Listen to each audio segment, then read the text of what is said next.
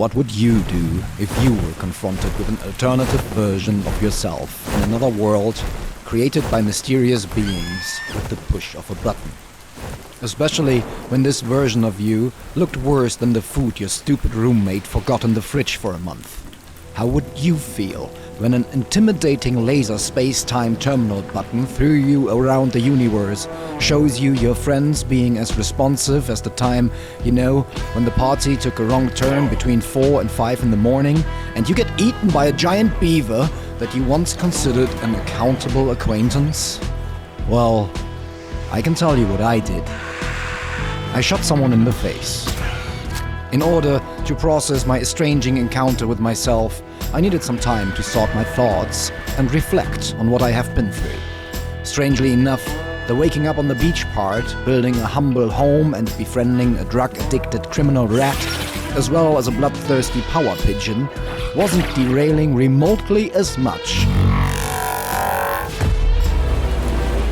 as the fact that I couldn't figure out what was behind the omnipresent obelisk situation. I was convinced that I needed help. Beauty and the Beast, huh? And in order to find some, So, where's the shovel? I decided to focus as well on the treasure maps I found, as well as finding an Ankylosaurus that should help me to improve my metal supply chain. Okay. And believe it or not, There's a treasure chest! Oh wow, that's brutal. Okay, now I want to have more treasures. I indeed found a clue that would point me into the right direction to finally understand what is happening here. Oh, And in addition to that, it's actually the place. I found really cool stuff. Oh my god, I love treasure hunts now. We're not gonna do anything else anymore. Upgrades. If we can find an Anky now. Where did all the Ankies go? Where did all the Ankies go? Did you see an Anky? Ankies! Level 6. You're kidding me. Level 12. I'm convinced that you guys are the Anky killers here. You're level 60. Okay, you know what? If I don't find a better one, you're gonna be my friend. Otherwise, enjoy your life in the wild.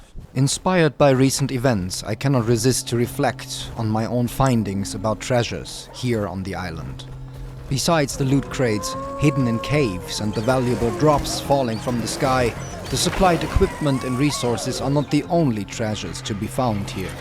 Value often comes from a very subjective point of view, and to my surprise, I was also able to find value in other things, although not always voluntarily. In example, having Rajna the Argentavis around is of the utmost value to me, since she not only enables my progress, Okay, that was more luck. but also, being the strong fighter she is, keeps me safe from unpleasant surprises. Where did the Anky go? Therefore, I was looking out for capable team members and got rid of the rather weak ones. And there's another Anky. Yep. I'm gonna release you back into the wild. But one man's trash is another one's treasure, as the saying goes. Although I am convinced that not every being can agree with that statement. Wait a second. Oh no. And I am sure that karma will come for me. No, I don't want to see that. That was mean from me. Oh, that was quick. Let's see what you can do. Yes! There were more treasures to unearth. And the most important of them came in the unexpected form of a small piece of paper. Eureka! My theory was correct. But let's slow down and stop for a second, because I am getting ahead of myself. Let us try to put some sense in the true treasures to be found on this irritating island. I took the Metal Lady out to a remote island in the south that is populated completely by herbivores. Not one meat eater on the ground, and all fun and games for the berry beasts. The vegetarian Vegas, if you will. The idea was to find better metalheads and maybe something more. And I did. I found an impressive Ankylosaurus that was willing to take a bit more responsibility. So he got a promotion and is now Sergeant Spikeback. Salute. Besides that, there was a note from a lady called Helena. Megalania muraspeed is among the largest creatures found throughout the island's complicated cave networks. She seems to be kind of a biologist, because everything I found from her was mostly about animals in a very scientific way. This note, in example, was about a lizard called Megalania. Impressive information, since I happen to have one right in the cave below my base. My basement, if you will. Now, it's on my roof. I used to ignore the notes, although, here and there, I learned something about the animals on the island from time to time. But since some of them were in Chinese, some in Latin, I usually just enjoyed the nice pictures and what the biology lady had to write about the beasts. Among the bottom of the island's dinosaur food chain is a small herbivore called Pegomastex fructurator. Look at this! That one's about you, Steely. Wait, is that a female? You maybe want to have that page? Just kidding. Ignoring them was a mistake. Besides the strong metalheads and the note, the little peaceful paradise had to offer more. Since the demise of Lucas Morningstar, I was missing some swift wings, no offense, Rajna, and I needed them to find a friend for Rajna. Or at least someone she could look down on and make sure that she was the superior being. The bird of all birds. The thunderstorm that will shatter your will to live and will end your existence if you mess with her. Pardon me, I got distracted there. Well, I thought the beautiful black raven-like bird would do just fine, but we will see. While trying to feed this crow... Chicken hunting. That looked brutal. The redwood forest was nice to me and offered some real muscle to join my little zoo.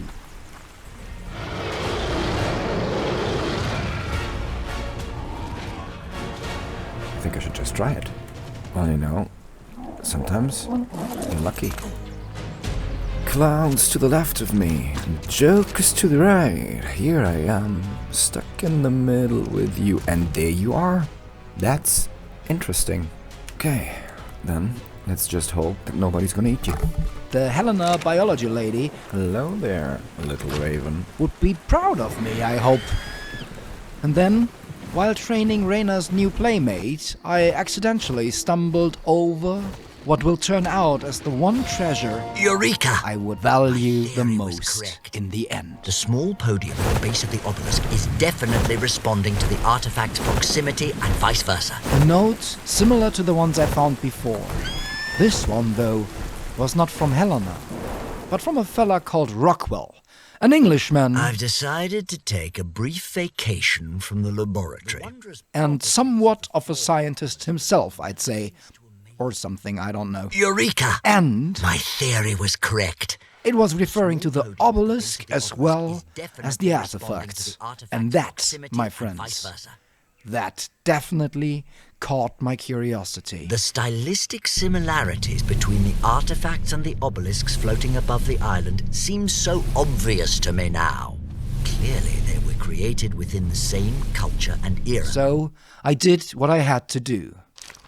Homework. Apparently a crossbreed of Triceratops. How much have I missed sitting at a desk for hours and working myself through gibberish documentation? Fairly unremarkable. But it was necessary. Oncorhynchus grexlens. And to be honest, I learned something. Before arriving on this island, I would have dismissed the idea of a device instantly transporting a person from one location to another as complete and utter poppycock.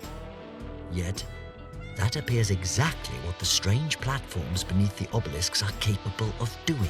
And then Astounding. I figured something out. And I'll wager that is just the start of the obelisk's capabilities. I must learn more. I must. Now, come on. What is this? A scavenger hunt?